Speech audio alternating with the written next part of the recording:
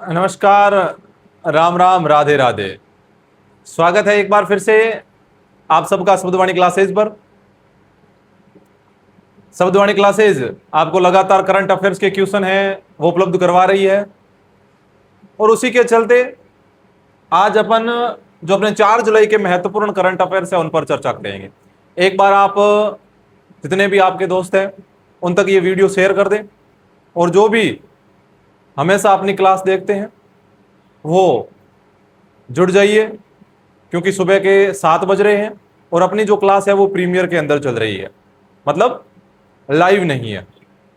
लेकिन कोशिश करेंगे आपके सपोर्ट से, आपकी सहायता से जल्दी ही अपन अपने लाइव प्लेटफॉर्म पर भी आ जाएंगे, और मैं हमेशा आपके सामने लाइव उपस्थित रहूंगा, क्योंकि अभी तक अपनी शुरुआत है, और शुरुआत होती है वो सामान्य स्थितियों से होती है जिसमें अपन को पूर्ण रूप से लाइट पर, डिजिटल इन चीजों पर निर्भर रहना पड़ता है। अगर कहीं बीच में लाइट कट हो जाए तो फिर अपनी लाइव क्लास है वो अवरुद्ध हो सकती है। इसीलिए उसके लिए काफी उन्नत प्रौद्योगिकी चाहिए।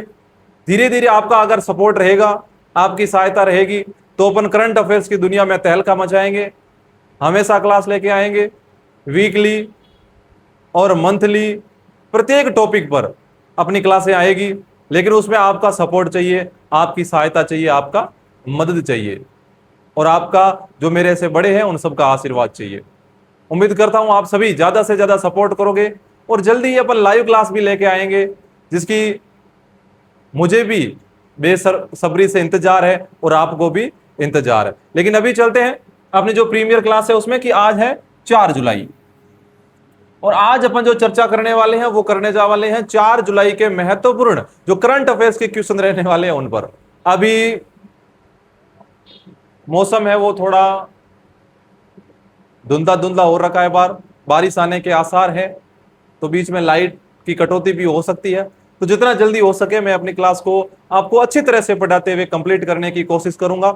लेकिन आपकी उम्मीदों पर, आपके भरोसे पर खरा उतरूंगा, आपको हर चीज याद करवा के रहूंगा जो एग्जाम की दृष्टि से इंपॉर्टेंट है।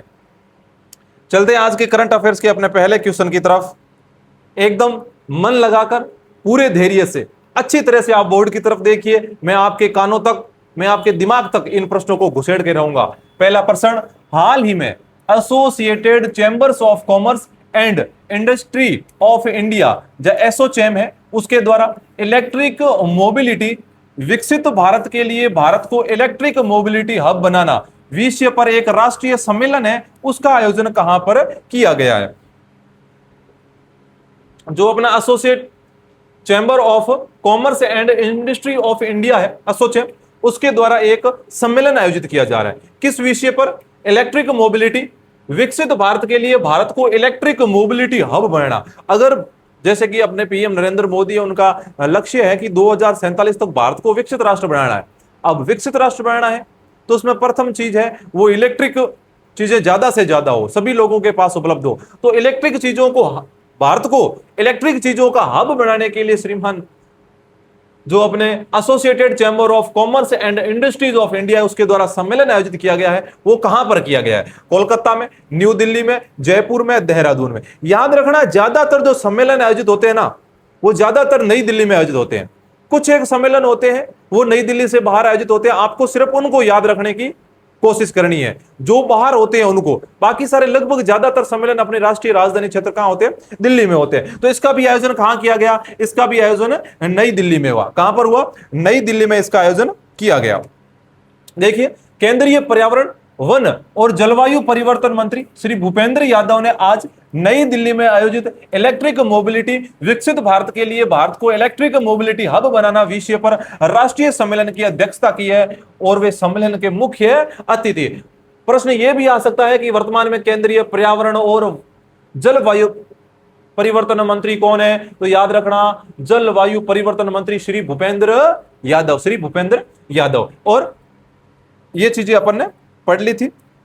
इसमें associated chamber of commerce and industry of India द्वारा आयोजित इस सम्मेलन में वरिष्ठ नीति निर्माता, जो बड़े बड़े नीति निर्माता थे, वो उद्योगपति, वाहन निर्माता, प्रौद्योगिकी प्रदाता और अन्य जो भी हितधारक है वो भारत में इलेक्ट्रिक मोबिलिटी के विकास को गति देने और वैश्विक इलेक्ट्रिक वाहन निर्माण केंद्र के रूप में देश की स्थिति को मजबूत करने के लिए एक रोड मैप पर विचार विमर्श करने के लिए एकत्रित हुए हैं। मतलब कुल मिला के जिन भी चीजों में इलेक्ट्रिक चीजें आती है, अपन जो भी साधन लेते हैं, जो भी चीज लेते हैं जिसमें इलेक्ट्रिक चीजें होती है, उनसे संबंधित जितने भी बड़े बड़े उद्योगपति थे, कंपनी थी, वो सभी वहां पर एकत्रित हुई थी। और यह सम्मेलन कहां पर आयोजित हुआ था? याद रखना, नई दिल्ली में आयोजित हुआ था।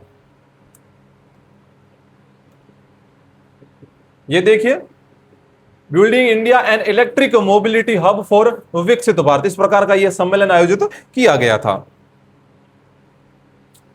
नॉलेज बूस्टर, ये जो है ना बड़े इंपॉर्टेंट है, याद रखना, ये बड़े इंपॉर्टेंट है, ये बड़े इंपॉर्टेंट है। जितने भी ये नॉलेज बूस्टर मैं लेके आता हूं ना, ये अपनी पुरानी क्लासों में से लेकर आता हूं, जो अपनी पुरानी क्लासें हो चुकी है उनमें से लेके आता हूं और अच्छी तरह से समझाता हूं, बार बार समझाता हूं कि प्रश्न आएगा रे बोले, याद कर ले कि वस्त्र शिखर सम्मेलन 2026 का जो वस्त्र शिखर सम्मेलन है उसका अपना आयोजन कहां हुआ था? तो मैंने कहा था कि इसका जो आयोजन हुआ था वस्त्र शिखर सम्मेलन का, वो याद रखना, इसका आयोजन हुआ था नई दिल्ली में। कहां पर इसका आयोजन हुआ था? अपने नई दिल्ली में।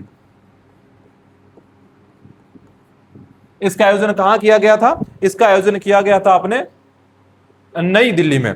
अब नई दिल्ली में वस्त्र शिखर सम्मेलन का आयोजन किया गया। अब इसका जो विषय रखा गया वो है विश्व स्तर के लिए वस्त्र उत्पादन। विश्व स्तर के लिए वस्त्र उत्पादन है, मतलब जो विश्व के बाजार है उन सभी बाजारों को भारत है वो वस्त्र प्रदान करे, इस प्रकार की नीति हो। मतलब जो वैश्विक बाजार है, वैश्विक बाजार है, उन वैश्विक बाजारों के लिए वस्त्र,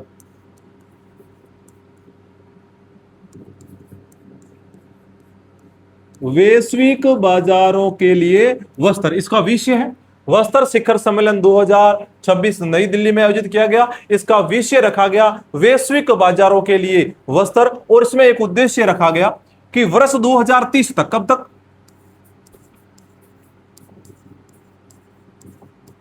इसका उद्देश्य रखा गया कि वर्ष 2030 तक अपन को क्या करना है? 100 अरब डॉलर, कितना? 100 अरब डॉलर के वस्त्रों का निर्यात करना है। 100 अरब डॉलर, कितना? 100 अरब डॉलर के जो वस्त्र है वो भारत से बाहर निर्यात करने हैं। 100 अरब डॉलर वस्त्र निर्यात करने, याद रखना, इंपॉर्टेंट है, प्रश्न पूछा जाएगा। फिर आप भटकते फिरोगे कि यार उस दिन शब्दवाणी क्लासेज में सर ने पढ़ाया था लेकिन ध्यान नहीं दिया। वस्त्र शिखर सम्मेलन नई दिल्ली में आयोजित हुआ था। इसका उद्देश्य था कि भारत में तो कपड़े पहन लिए, अब बाहरी देशों को कपड़े पहुंचाएंगे, वैश्विक बाजारों के लिए वस्त्र, और इसमें लक्ष्य रखा गया कि वर्ष 2030 तक 100 अरब डॉलर के वस्त्र है वो निर्यात किए जाएंगे। फिर 11वीं ब्रिक्स ऊर्जा मंत्रियों की बैठक कहां पर आयोजित की गई? याद रखना, 11वीं ब्रिक्स ऊर्जा मंत्रियों की बैठक है। ऊर्जा मंत्री है मतलब उनमें गर्मी ज्यादा है। अब गर्मी ज्यादा है तो गैस से गर्मी, और गैस से याद रखना गुरुग्राम हरियाणा। कहां पर है? गुरुग्राम हरियाणा में। कहां पर आयोजित की गई? गुरुग्राम हरियाणा में 11वीं ब्रिक्स ऊर्जा मंत्रियों की बैठक आयोजित की गई। दोनों इंपॉर्टेंट है, वेरी वेरी इंपॉर्टेंट है, याद कर लेना, दिमाग में सेट कर लेना, जरूर पूछे जाएगा, जरूर पूछा जाएगा कि 11वां ब्रिक्स ऊर्जा मंत्रियों की बैठक कहां हुई। फिर ढूंढोगे यार 4 ऑप्शन है, कौन सा है? ये भी सही है, ये भी सही है, ये भी सही। ऐसी स्थिति नहीं आनी चाहिए, और जब शब्दवाणी क्लासेज जुड़ चुके हो ना तो ऐसी स्थिति आने का चांस ही नहीं है। याद रखना, गुरुग्राम हरियाणा।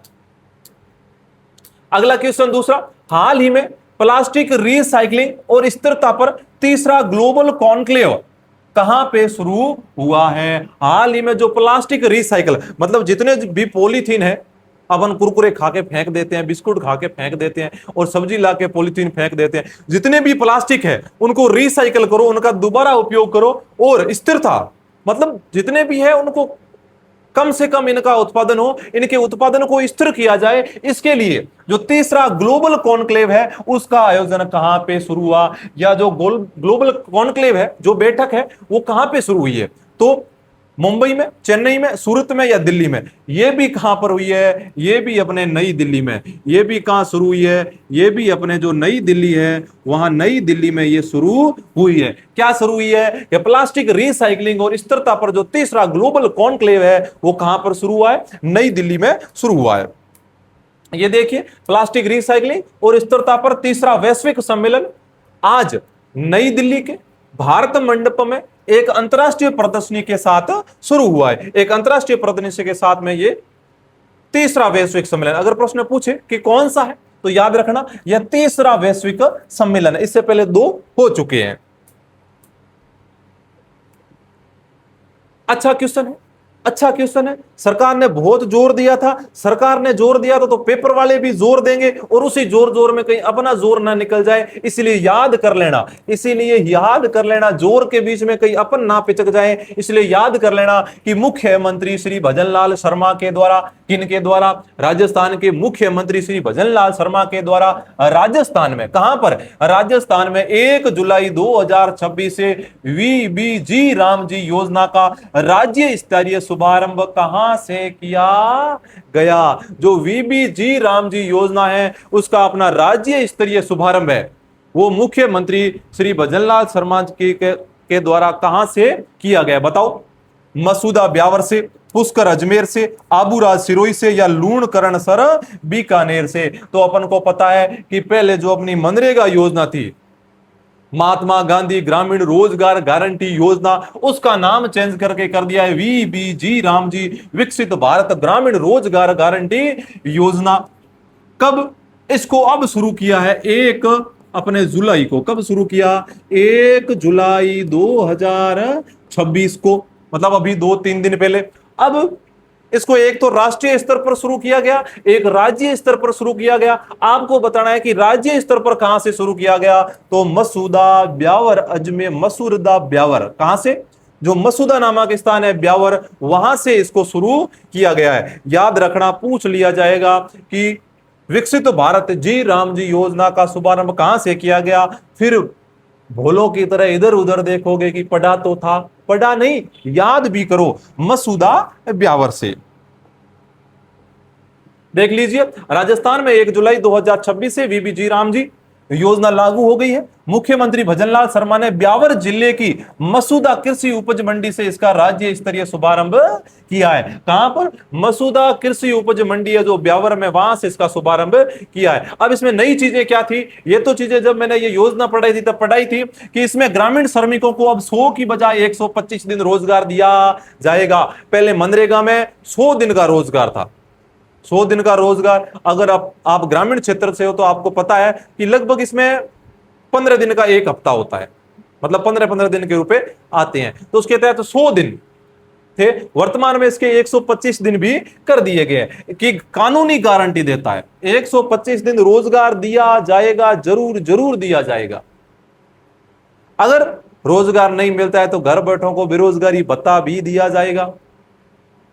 100 की जगह 125 दिन। और पहले क्या होता था?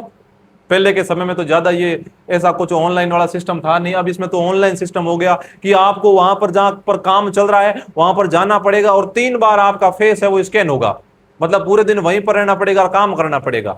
लेकिन पहले जो मनरेगा योजना थी वो ज्यादातर ऐसे ही चलती थी। महिलाएं कभी कभार नाडी में काम करने जाती थी, कभी नहीं जाती थी, और जाती थी तो कहीं पर हथैया ठोकती थी। तो ये सिस्टम था मनरेगा में।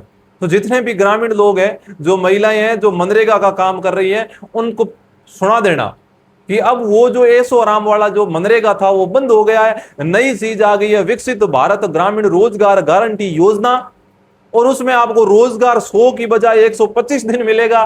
और वहां पर पहले आप जाते थे, आते थे, कभी कभार नहीं जाते थे, लेकिन अब वहां पर 3 बार आपका फेस स्कैन होगा, मतलब वहीं पर रहना पड़ेगा।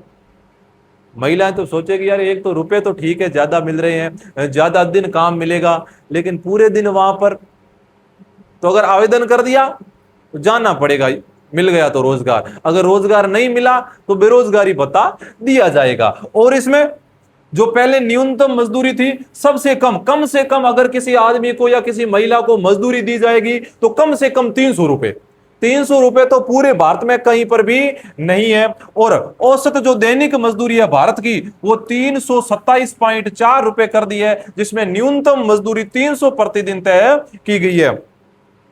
कई जिलों कई राज्यों में 300 350 तक है, कई में 300 तक है। अगर औसत देखें तो लगभग लगभग 327.4 कर दी गई है। इससे पहले मेरे हिसाब से लगभग 298.8 ऐसे कुछ रुपए थे, और अब कितना औसत हो गए 327.4। मतलब लगभग कितने परसेंट की बढ़ोतरी हुई है? लगभग 10% की बढ़ोतरी की गई है। अगर प्रश्न पूछा जाए कि औसत दैनिक मजदूरी में कितनी बढ़ोतरी की गई है, 10% की बढ़ोतरी की गई, याद रखना। फिर है बजट प्रावधान। योजना के अंतर्गत विभिन्न विकास कार्यों के लिए राजस्थान राज्य में 12,636.44 करोड़ का बजट प्रावधान किया गया है। पढ़ लो। अगर अभी ये विकसित भारत ग्रामीण रोजगार गारंटी योजना याद होती तो ठीक है, लेकिन बाद में जब नहीं पढ़ा ना, अगर इसको नहीं पढ़ा ना, तो इसी योजना के अंदर आपको फॉर्म डालना पड़ेगा। और फिर हिरमत बे तगारियां लिवड़ा टगर टगर पूरे दिन 3 बार फेस स्कैन करनो। अगर पढ़िया तो फेस स्कैन हुई किते, कोई स्कूल में अगर टीचर लाग गया तो बित है, या कोई अधिकारी बन गया तो थारा कार्यालय के बाहर लपड़ा के फेस स्कैन हुई। अगर आज रोजगार गारंटी योजना नहीं पड़ी हावड़ नहीं पढ़िया तो आमनो फेस स्कैन कटे हुई योजना में हुई कि खेल नीची बेर आराम फेस स्कैन करावा। तो दोनों ही आमने ई मत है इन विकसित भारत ग्रामीण रोजगार गारंटी आज पढ़ लो तो इनमें काम करना पड़े को नहीं। और अगर इसको आज नहीं पढ़ा तो फिर ये पूरी की पूरी अपने आप दिमाग में सेट हो जाएगी। अगला कुसुम योजना, और एक है पीएमई बस सेवा योजना। याद रखना, कुसुम योजना के अंतर्गत राज्य का पहला एग्री पीवी प्लांट लगाया गया। पहले भी एक बार और बताया था, कुसुम योजना के अंतर्गत राज्य का पहला एग्री पीवी प्लांट,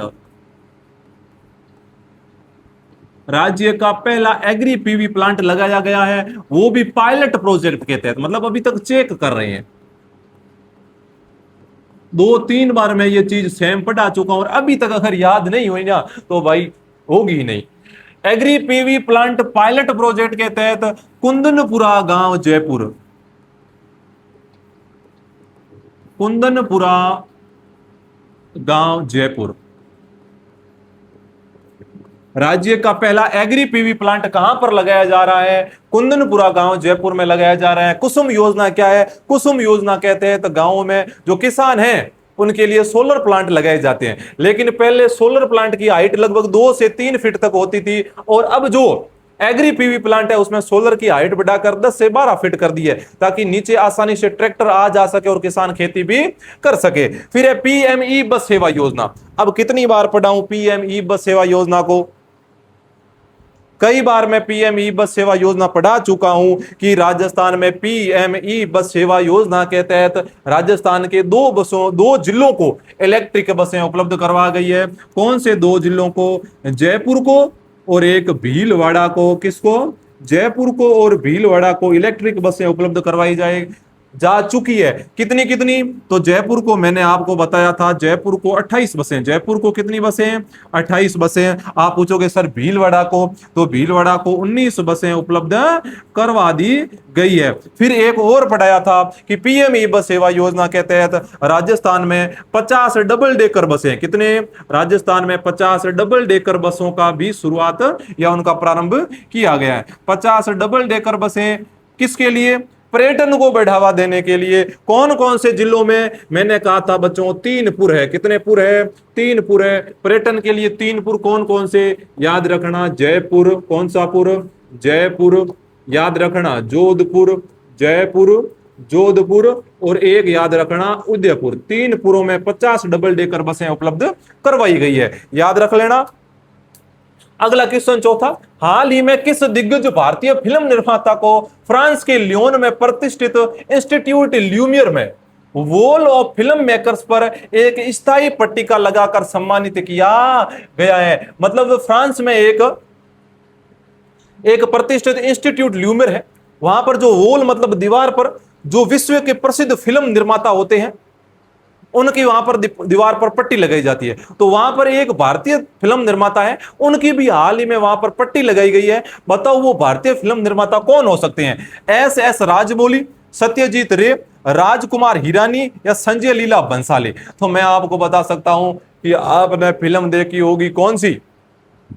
आपने फिल्म देखी होगी अमरेंद्र बाहुबली, यानी मैं। अमरेंद्र बाहुबली देखी कि नहीं देखी? बाहुबली, बाहुबली, बाहुबली 2 देखी कि नहीं देखी? बाहुबली, बाहुबली 2, RRR फिल्म देखी कि नहीं देखी? इन फिल्मों के निर्माता कौन थे? इन फिल्मों के निर्माता थे एस एस राजमौली। कौन से मौली? एस एस राजमौली इन फिल्मों के निर्माता थे। और ये कितनी शानदार फिल्में थी, कितनी शानदार फिल्में थी।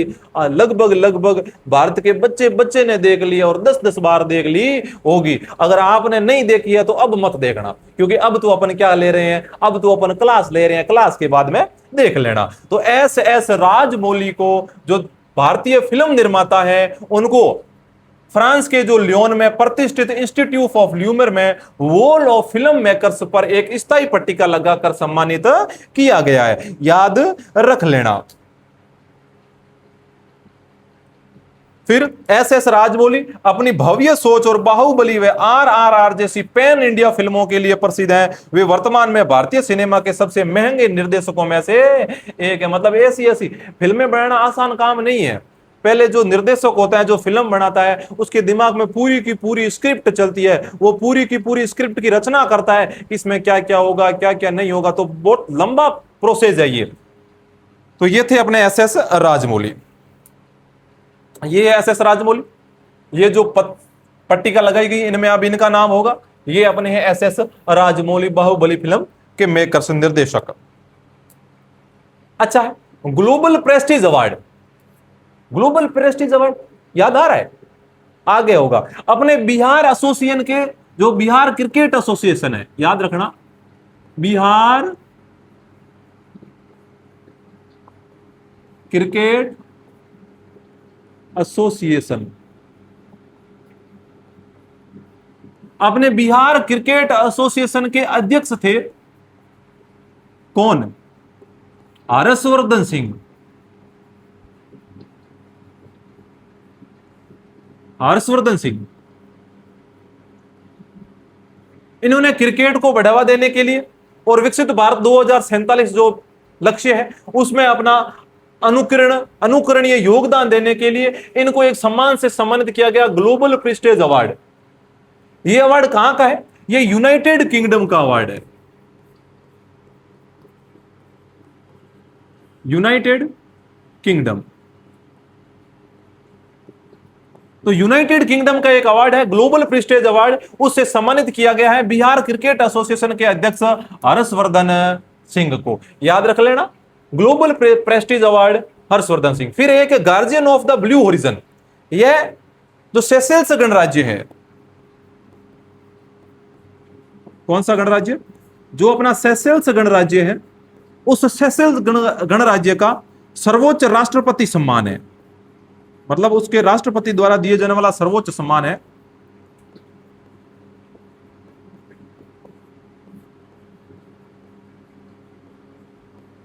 यह सम्मान किन को दिया गया? तो यह सम्मान अभी हाल ही में अपने जो भारत के प्रधानमंत्री है,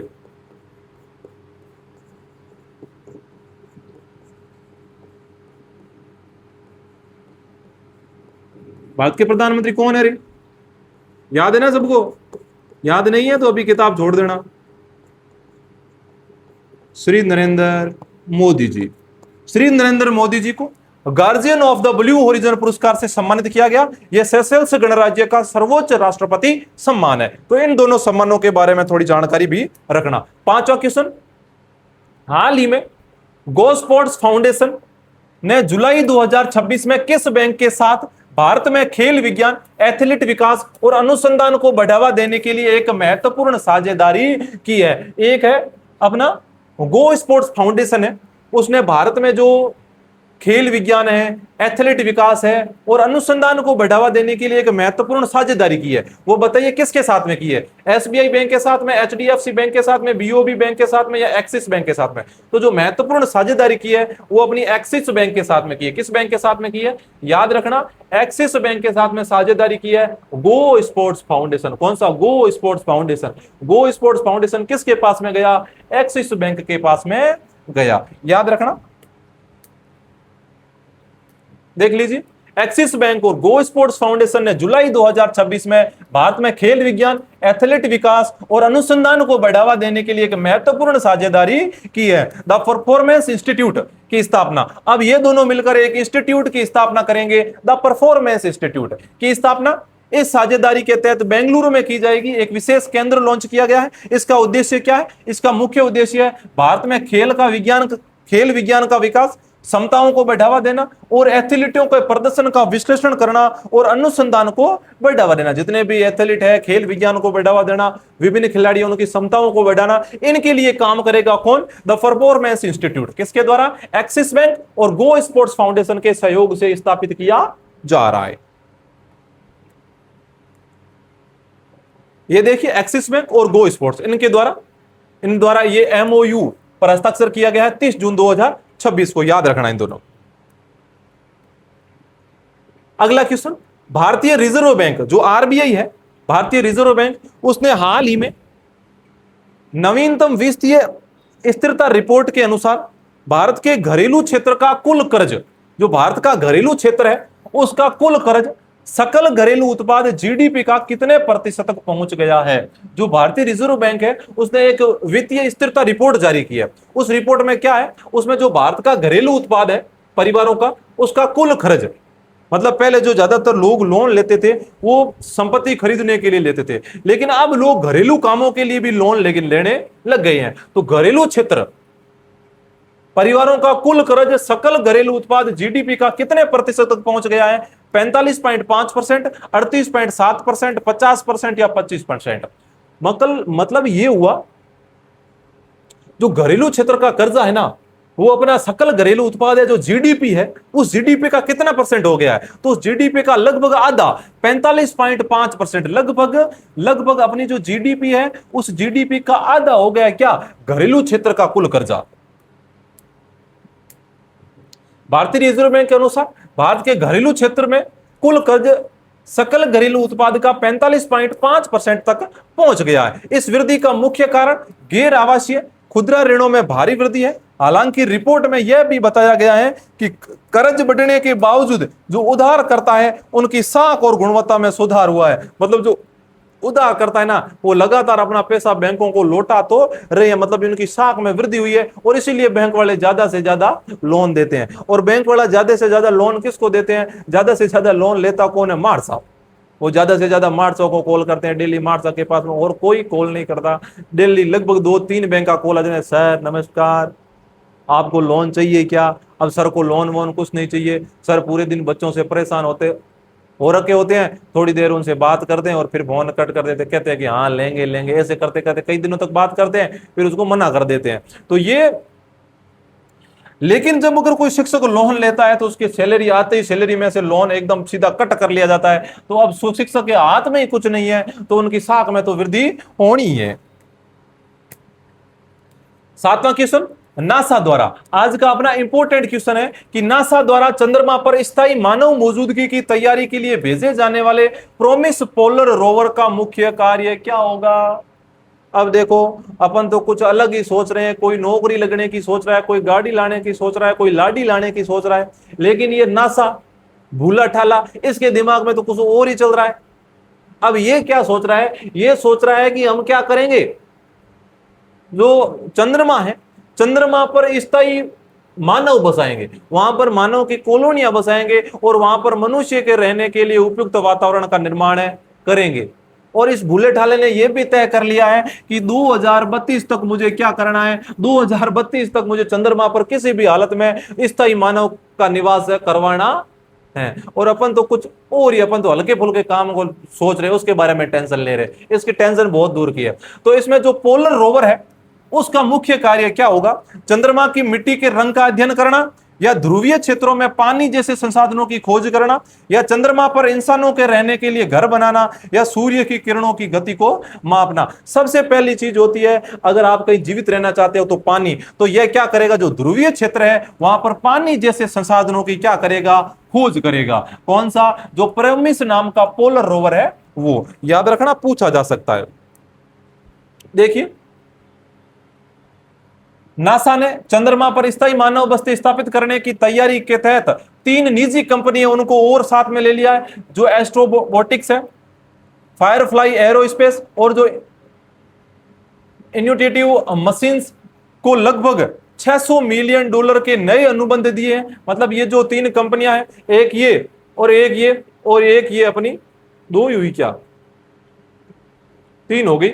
एक हो गई एस्ट्रोबोटिक्स, ठीक है, एक, फिर एक हो गई फायरफ्लाई एरोस्पेस, 2, फिर एक इन्यूटेटिव मशीन्स। इन तीनों को लगभग $600 मिलियन के इनके साथ समझौते किए। मतलब इनको कह रहे हैं कि धीरे धीरे मैं आपको भी चंद्रमा पर ले जाऊंगा, इनको लॉलीपॉप पकड़ाया। इसके जरिए 2028 तक चांद की सतह पर वैज्ञानिक उपकरण और आधारभूत ढांचा तैयार करने के लिए माल भेजा जाएगा। 2028 में लगभग यहां से 4 यान भेजे जाएंगे, कहां पर, चंद्रमा पर, विभिन्न साधनों को लेकर। और फिर इन मिशनों के माध्यम से जुटाई गई जानकारी के आधार पर 2029 से 2032 के बीच में चांद पर पहला स्थायी इंसानी बेस बनाने का लक्ष्य है, जो आर्टेमिस प्रोग्राम का मुख्य हिस्सा है। मतलब 2029 से 32 के बीच में ये वहां पर स्ट्रक्चर बना देंगे और हो सकता है कि वहां पर लोग रहना भी शुरू कर दे।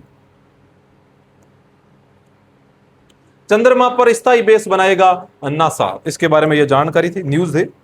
अगला क्वेश्चन आज का अपना 8वां क्वेश्चन, आज का अपना वेरी वेरी इंपॉर्टेंट क्वेश्चन है कि किलियन एम्बापे जो वर्ल्ड कप के जो नॉकआउट मुकाबले हैं, नॉकआउट का मुकाबला मतलब आप अगर हारे तो सीधे बाहर, ऐसे मुकाबले नॉकआउट मुकाबले। तो जो वर्ल्ड कप के नॉकआउट मुकाबले हैं, सेमीफाइनल है, क्वार्टर फाइनल है, या फिर जो फाइनल मुकाबले हैं, उन मैचों में 10 गोल करने वाले पहले खिलाड़ी हैं। इनका संबंध किस देश से है? किलियन एम्बापे, जिन्होंने वर्ल्ड कप के जो नॉकआउट मैच है उनमें लगभग 10 गोल कर दिए और आज तक किसी ने नहीं किए। तो इनका संबंध किस देश से, पूछ सकते हैं, अर्जेंटीना, फ्रांस, अमेरिका या ब्राजील। तो इनका अपना जो इनका संबंध है वो फ्रांस से है। किससे है? फ्रांस से है, याद रखना। इनका अगर चित्र देखो तो ये है किलियन एम्बापे। ये कौन है? ये अपने है Kylian Mbappe. World cup knockout में सबसे ज्यादा गोल एम्बापे ने वर्ल्ड कप के नॉकआउट मैच में कुल 10 गोल किए हैं, जो इतिहास में किसी भी अन्य खिलाड़ी से सबसे ज्यादा है, याद रखना, सबसे ज्यादा। फिर खिलाड़ियों से संबंधित 2 चीज जो है, एक है एनसी सोजन, एक दिन और पढ़ा था, सॉरी चला गया प्रश्न, वापस लेकर 2 मिनट रुकना। क्या जल्दबाजी में कभी कभार गलतियां हो जाती है?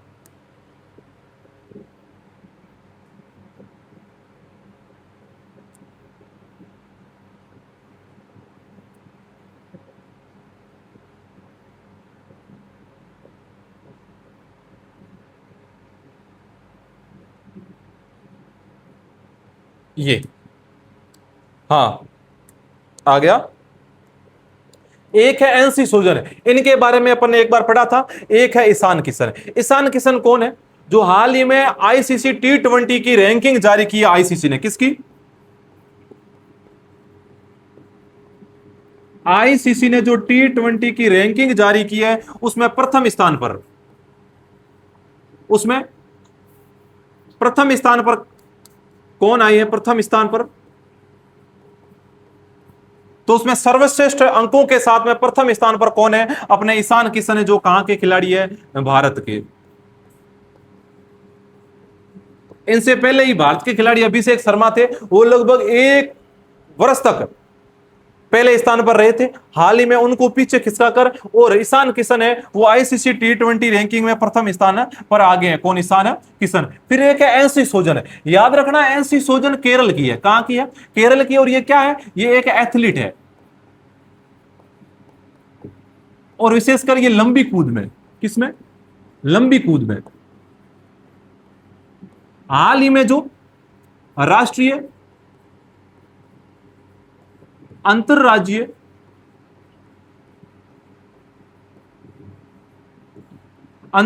एथलीट चैंपियनशिप हुई थी,